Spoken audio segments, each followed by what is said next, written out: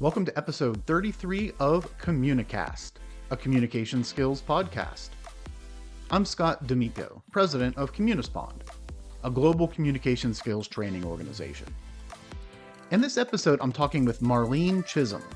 Marlene helps C-suite leaders build drama-free cultures that drive growth and reduce costly mistakes.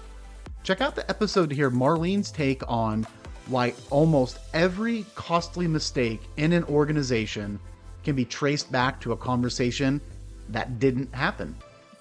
We also talk about the inner and outer game of communication and why writing is so important in business today. I hope you enjoy.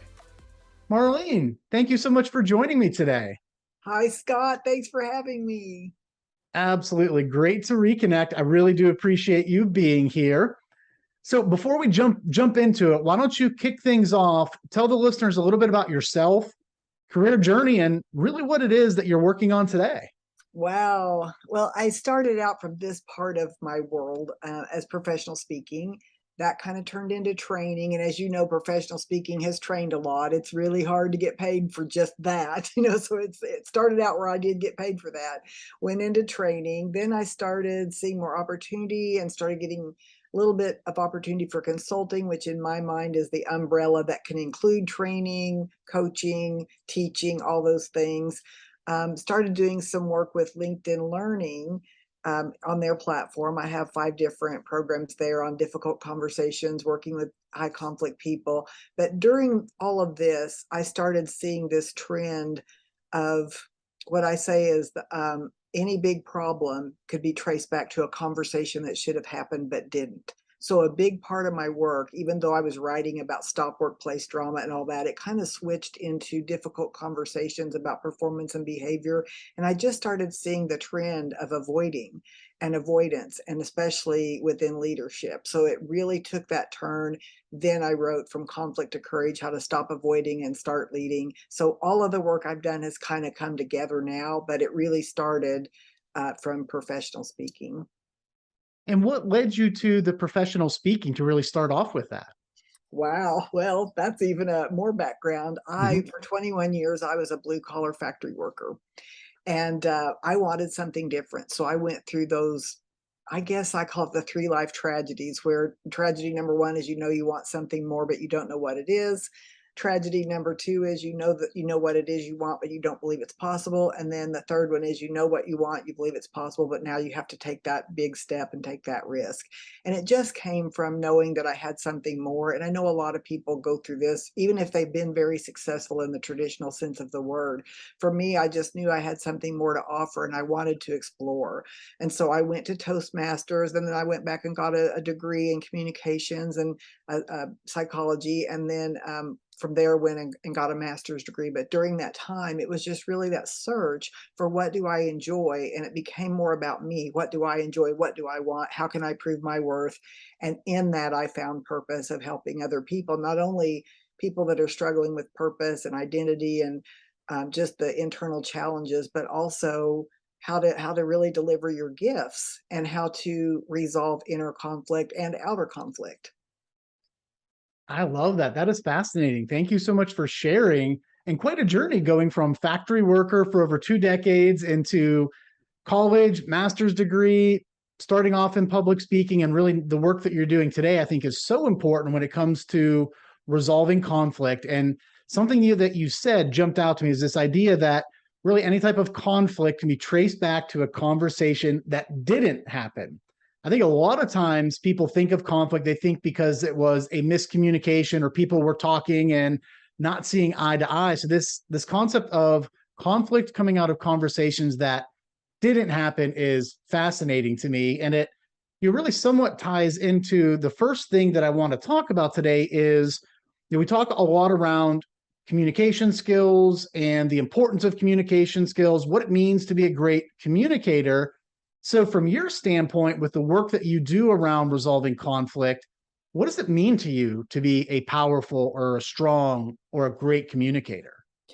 Well, I think it's really more of a journey. I don't know if we ever, I mean, I know I've studied it and I'll never get there because there's so many facets to it. And so to try to divide it up a little, two main components I think would be like your inner game and your outer game.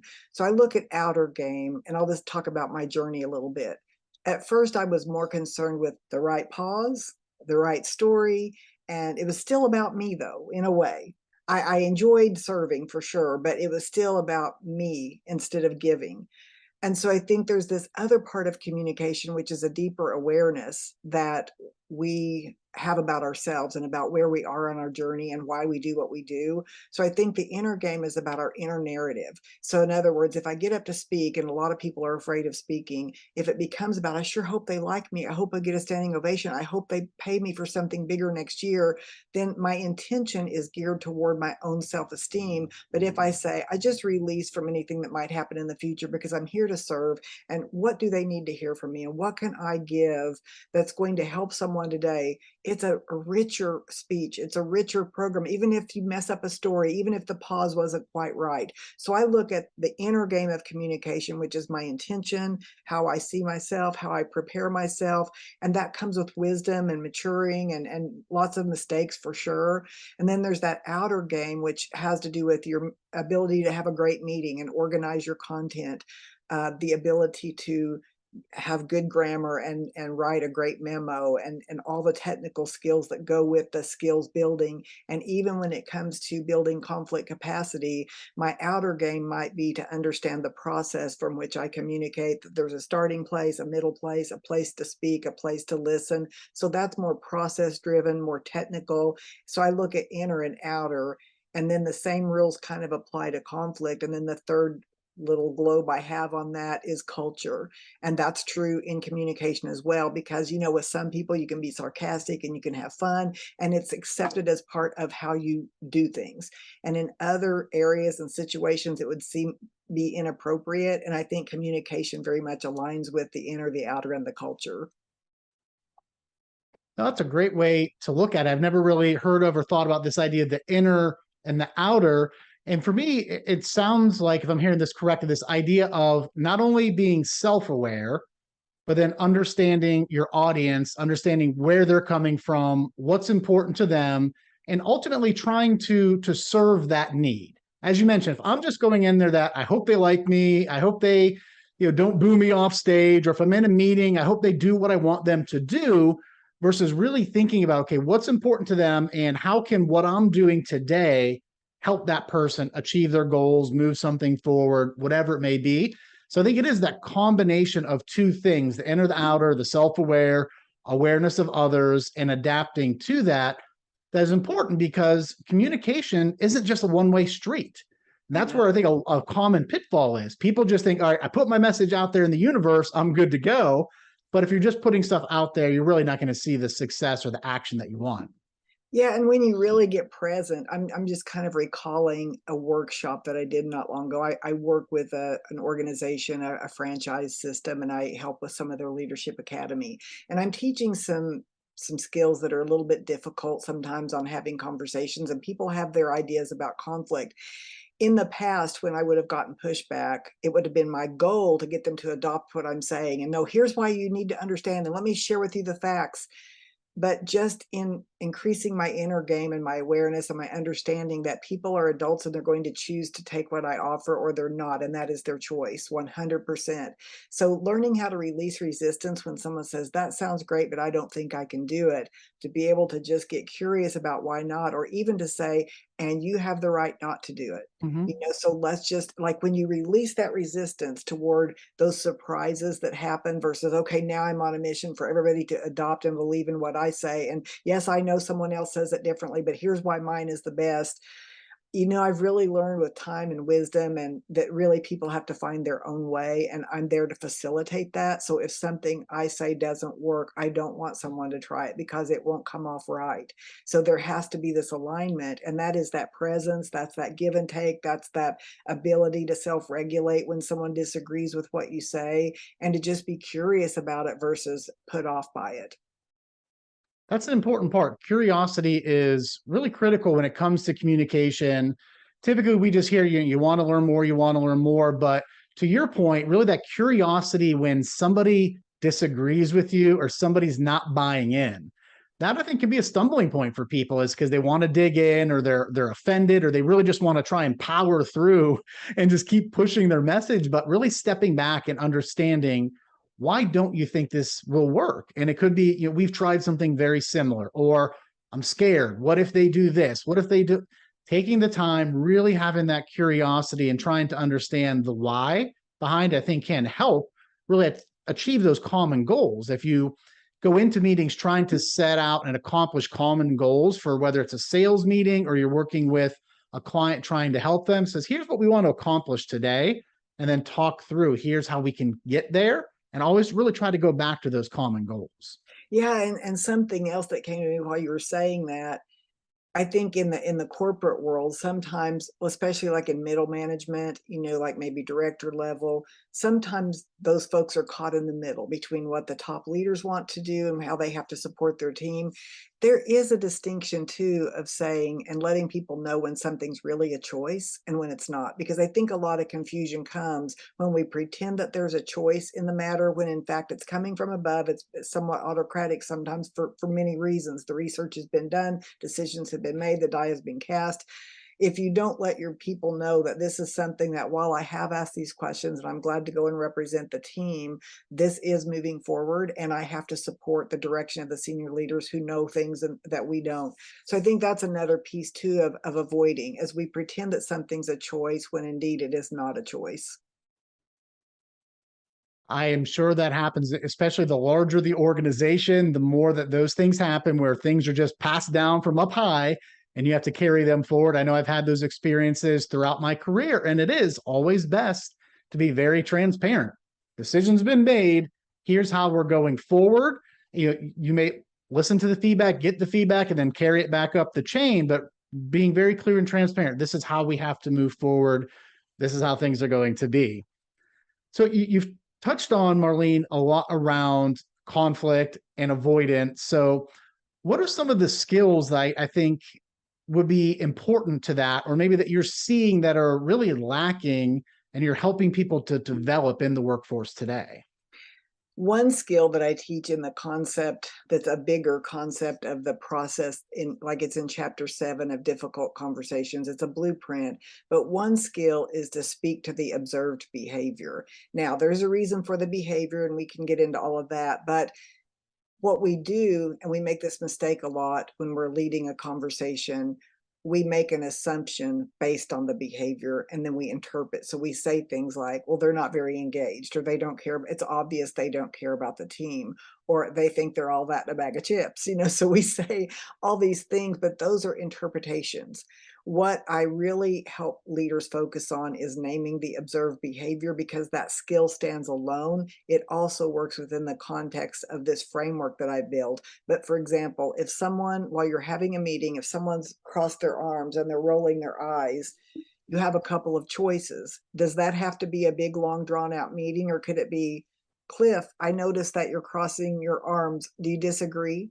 You can say it right there. I noticed that you crossed your arms. Now, Cliff may say, oh, no, I'm just cold. But by the very nature that you brought it up makes him and you more aware. Then later on, you can circle back and say, I just wanted to check back in. If you had time to think about it, I sensed your resistance, and I want to make sure I'm reading into it right. Then you can have a real conversation if he's thought further that I wish I would have spoken up. That caught me off guard. So we're not trying to play gotcha, but what we are doing is saying, I noticed you slammed the phone down. Are you needing a break? I observed that when I asked everybody for their input, I observed that every time Kim spoke, you interrupted. Walk me through what's going on. I'm sensing that there might be problems. In other words, we bring that elephant into the room in a very non-threatening way. I'm not making up a story about it. I don't know if there really is tension, but I'm bringing to your awareness something that I'm looking at so that you can then increase your own awareness. So that's one of the skills that I teach in that process. I like that. And I was jotting some notes down here. I have a 10-year-old and a 13-year-old, so tension and conflict, they can be a regular part of the routine around the house when we're trying to get things done or clean rooms, do whatever. So I noticed that. Perfect. I'll use that right and say, I know you don't want to do this, or I know you're mad, go back, tweak that language just a little bit, and I'll report back to you, see if that gets their rooms cleaned any quicker.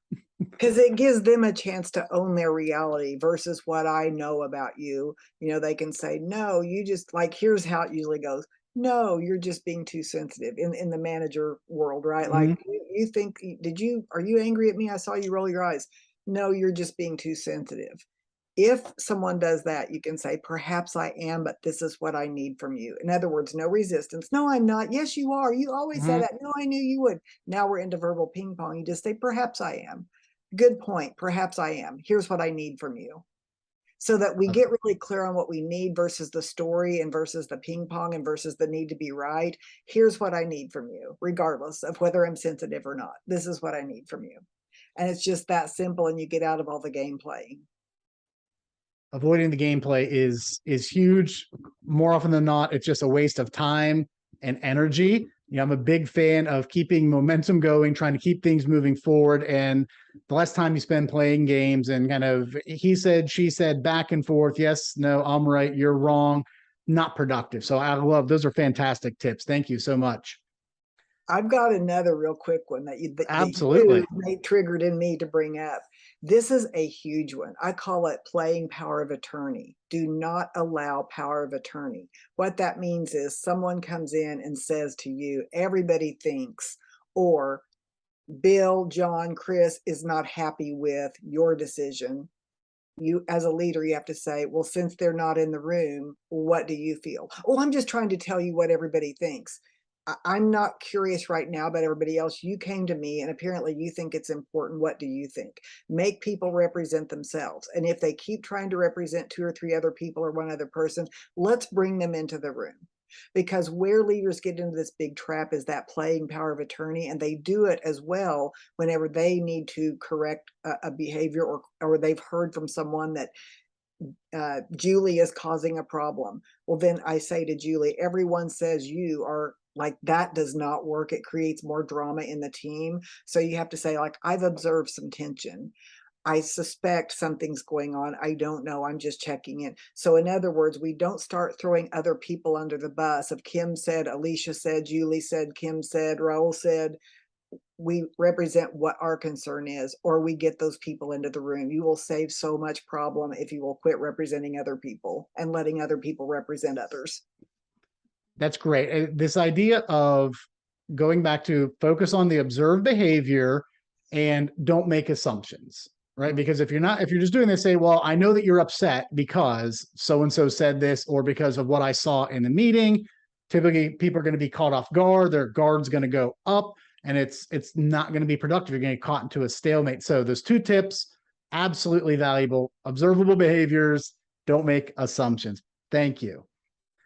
Marlene, if you have to think through your career and really what has led to your success today, really making that transition from working in the factory into school, starting the public speaking, and now into a consulting career, if you had to narrow it down to say one or two key communication skills, what would those be? If I really had to narrow it down, I was already an okay speaker and I just built that skill up. And I can still improve. We can always improve that skill. Mhm. But I would say writing, because I didn't want to write at first. In fact, my very first conference that I went to was Association for Women in Communications. And I thought there would be a track there in the breakouts about speaking and that kind of thing. And everything there, it seemed to be about public relations, PR, advertising, marketing, writing. I was not interested in any one of those things. And every single one of those things is important to be where I am today. In fact, if I wouldn't have learned how to write, I wouldn't have had the books I had. I had no interest in books. So when I started realizing that writing was such an important skill, not only in tone and in creativity and the technical, as well as the other aspects of writing, that's something you can always get better in and work on all the time. But I just started learning online. There's always free online learning, about being a better writer and even in marketing copy. And I would say that alone has been the best skill that has helped me to get to where I am. Writing is something I will say that has not surprisingly come up that often. When I ask folks that question, it's typically your creativity or being driven or asking questions, but this writing is massively important, especially in today's environment where it's relied upon so much for email communication, sending out proposals, text messages, IMs, whatever it may be. And I know that when I'm on the receiving end, oftentimes of poor writing, whether it is just the grammatical stuff, which to me are table stakes, you need to make sure you're getting those things right. But sometimes if I'm reading an email that I get in, maybe it's an inbound sales pitch, and I'm on my phone and I'm just like, scrolling and scrolling, and my thumb hurts by the time I get to the bottom of the message. And more often than not, I just stop reading halfway through. I'm like, I don't know what you want from me. I don't know what your core message is. So being able to effectively write and do so in a concise way that brings out your core message immediately. There's a call to action. Then what are the details? What are the evidence that I might need to know or others need to know is a crucial skill. And when you nail that skill, the nice thing about it is, especially if you work in a larger organization where there's multiple levels of people, you can send one message to someone on your team, a manager, a person above them, and maybe some of the reports to them. You could send them one message and it will get that right information to each person, because not everyone needs to read the entire message or look at all the details and links. But if you really are able to follow a solid format, you can streamline your communications so much, and you decrease risk of errors or people just checking out and not reading your message. Well, and I think along those same lines too is that sort of inner game of realizing when it's an email and when it's a phone call. If you're angry, it's not an email. If you're angry and if you need to work through things, it's not a back and forth, because your tone is going to be harsh, even if you feel justified in the moment when you had rest and you've had a good meal and you've, kind of seen a different side of things. You might look at that and go, wow, what was wrong with me? So always, in my mind, email is for updates, quick action items, reports. Like I'll say, like my mom's in nursing care right now, so I will sometimes use an email and I'll say, just so you'll know, no action item required, wanted you to document. There's a real strong message behind that I'm watching what's going on, and I don't even have to say anymore, and it's not about blaming. It's about just noticed, wanted you to know, please document, no action item required. Because if people don't know, like, what am I supposed to do if I have to weed through 4 action items? If there's going to be 4 action items, step 1, step 2, step 3, step 4 with dates. But really, emails should be pretty simple, and be careful because emails can be given out virally. I mean, they can go viral and you didn't want it to. So I would say performance evaluations, anything that's sensitive, emotional, it should probably be a phone call or a one-on-one. And then emails is more about updates and memos and connecting and action items. Great tips. And yeah, the idea of don't send an email when you are mad or frustrated is absolutely golden. That could probably have saved many a careers just by people following that point. And if an email comes in and it's upsets you for whatever reason, maybe you lost a deal or a decision didn't go your way on something internally, or just someone came back at you the wrong way, step away, give yourself some time. When you go to respond, I always encourage folks, take the email out of that 2-line, just give yourself ample time to rewrite so you don't accidentally send or just fire it off too quickly. Take the time, take a breather. And this happened to me last week where I saw an email come in. I read it and was very frustrated when I read it. And I almost responded immediately. I said, you know what? Let me just kind of take a step. I walked out of my office, kind of took a little bit of a break, came back in. I reread the email and I misread the email incorrectly the first time. Because as soon as I started reading, within the first couple of sentences, I was getting frustrated. And then I hurried up and read through the rest of it. And I missed something. I misread something. And I am so thankful that I didn't respond immediately, because it would not have been good. Error was on my part. So real life, those tips do help to just give yourself a breather, step away, do not respond to things immediately, take the names out of the 2 lines. It will absolutely help your career. And also, don't forward it to someone thinking, oh, I'm going to complain about this. I'm going to put my 2 cents in there, because you might have included all. And then that person sees that you're talking about them and how frustrated. So that's the whole issue with avoiding. Yes. We vent to other people. And sometimes in today's world, that leaks out in so many ways, whether it's through email, a speaker left on while we're still talking, a text. So be very careful. I remind myself of that all the time, because when we get busy, even the best communicators and even people that teach this stuff, everybody's human. And you're going to have to eat a lot of crow if you just don't have some rules. Like, I don't email back when I'm angry. I'm very careful who I share. Like, look at this. I'm very careful with that. Just try to be very pure, because it will come back to bite you and you'll be so sorry that you did it. Absolutely. I would say probably once a week, maybe every other week, I get or I send a text message to the wrong person. Someone sent it to me. It's typically not anything bad. They just were meant to send it to somebody else, and it comes. I'm like, hey, this is not meant for me, but it does happen. And just imagine if that was somebody either you're complaining about or whatever it may be, and you send it to them.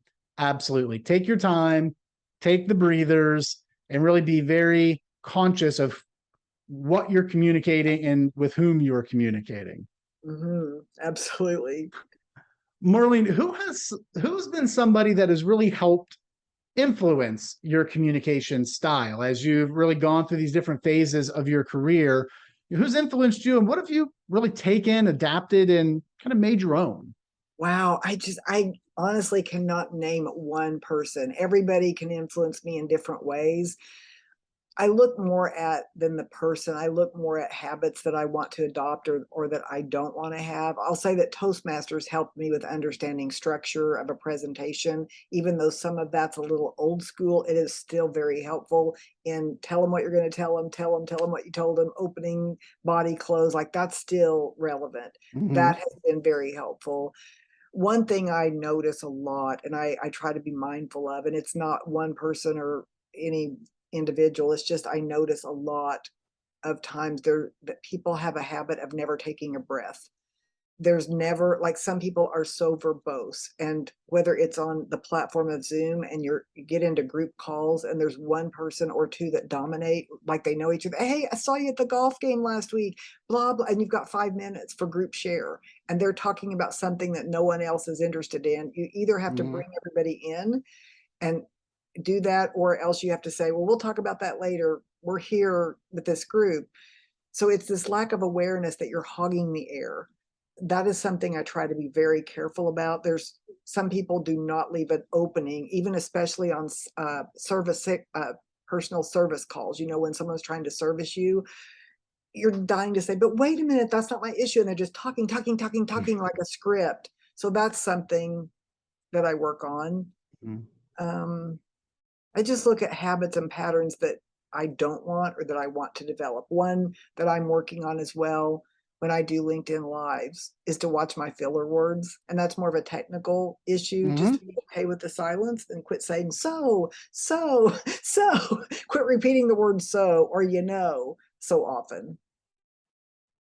Absolutely. And it's funny, so is one of those words that I catch myself using more as a transition statement. And with Communispond, we do a lot of training around how to eliminate those filler words. And one of the benefits of doing the podcast is that I get to hear myself quite frequently, which I'm not a huge fan of, but it does allow me to pick up on things that I'm like, gosh, every transition I'm saying so. One of the things, now that I had that self-awareness, was starting to work on, rather than saying so, I can use the guest's name. Marlene, tell me a little bit about. That has helped me to eliminate that a little bit, in addition to using pauses. I'm a huge fan of the pause for a number of reasons.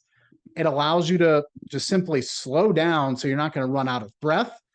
Lets your brain catch up to your mouth, which almost immediately will eliminate the ums, the ahs, the wells.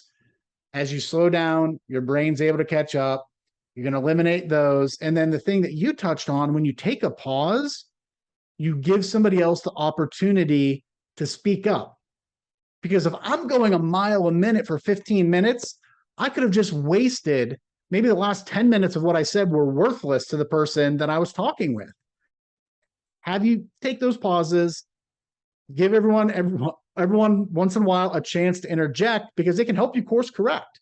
You could be going down a path where, well, you know what, Scott, that's not really that much important to me. I wanted to focus on A, B, and C that you had touched on earlier. So it is, it's respectful to do. It's so draining to be in a room with someone who doesn't master their energy. And I've been that person, excited, on a roll, and then I said, and then I did, and enough about me. What do you think about me? Taking that breath to let the other person just grab what you said, and just presence. That excitement is sort of a lack of awareness. It's just excitement, excitement, excitement, that nonstop excitement. Believe it or not, others don't find it appealing. Hmm. It's a little much. Absolutely. Marlene, as we wrap up here, I want to be respectful of time. What advice would you have for somebody, whether they're fresh out of school, maybe they are working factory job, but they realize that's not for them. They want to make a pivot and do something different. They're starting their own business, whatever it may be. What advice would you have to them around communication skills or the important role that they can play throughout their journey? Be a learner, be willing to learn, and get rid of any defensiveness you have when someone says something, whether that person is right or wrong. Just take the breath. You don't need to defend it. You're at a certain level of learning. We all make mistakes. I still make mistakes. The hardest part of learning is to just let your ego get out of the way. You can determine whether or not it's valid, information. When someone gives you feedback that you talk too much, you talk too fast, you interrupt, it's easy to defend that by saying, well, you just need to listen faster, or I'm just a go-getter, I get things done. Of course.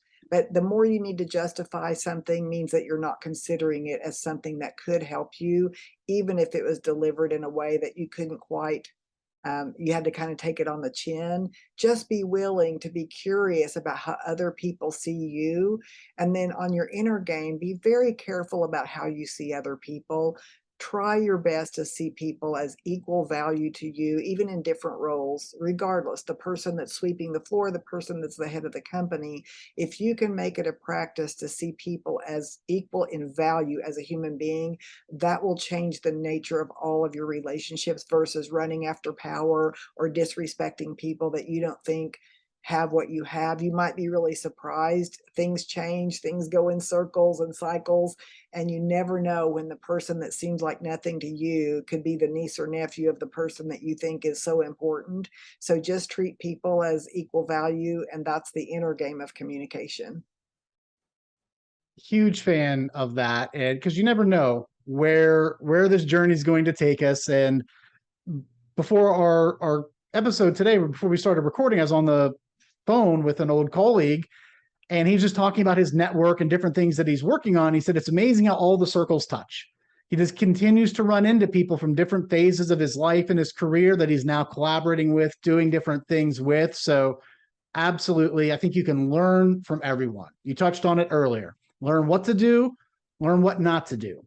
You may not be in your ideal environment or where you want to be at or where you want to finish at, but learn from your boss, learn from the people on your team, learn from the other people on the shop floor. Whatever it is, that if you pick up on something that, that person, they make me feel special when I talk with them, or this person is very clear, or I really feel like they're listening when I bring that to them. Pick up on those things, try to incorporate it into your own daily interactions, because it'll only serve you well as you continue to move on. Absolutely. And it never hurts even to compliment that person on, like if you see someone that has a calm nature and that means a lot to you, just to be able to say, I really appreciate how calm you are when you're doing your work, or I really appreciate how you have a question that creates a distinction. And the more that we tell other people what we appreciate about them, it encourages them to see themselves in that way, and it encourages you to try it more. And it's funny, I had the opportunity to do that like 2 weeks ago. And I've talked about this person quite a bit throughout my career and throughout this show and a lot of the other marketing stuff we do for Communispond. But an executive that I used to work with was such a phenomenal listener. And one of the things that he did was whenever you were talking with him, whenever you would finish, he took a beat. Sometimes a second, maybe two. Sometimes it felt like an eternity because most people don't do that. But he took the time to not just immediately jump in and respond. He processed, he listened. And to me, that made me feel like he really was listening to what I was bringing to him and not just waiting to respond. And that always meant a lot to me. And so he had reached out and we had a conversation a couple of weeks ago, and I shared that with him. We were on a Zoom call, And just to see him light up when I said that, he's, oh, yeah, that's so great to hear. I really encourage my team to do that as well. So it's important when you see these good behaviors, you see these great things, share that with the person about how you see that, how it makes you perceive them, how it makes you feel, because they're going to continue to do that and then hopefully spread it to other people. Absolutely. Marlene, thank you so much for joining me today. I really do appreciate your time and the great tips that you shared with the listeners, and hope you have a great day. I had a lot of fun. Thanks for having me. Take care. Bye. A special thanks again to my guest, Marlene Chism. One of my big takeaways from this episode is around speaking to the observed behavior rather than just making assumptions or accusing someone of feeling a certain way. Speaking to the behavior helps make both sides more aware and allows for an open discussion. If you've been enjoying the show, leaving a rating or review would be greatly appreciated. And as always, if you haven't done so, please be sure to subscribe to Communicast so that you can be notified of new episodes. Thanks, and have a great day.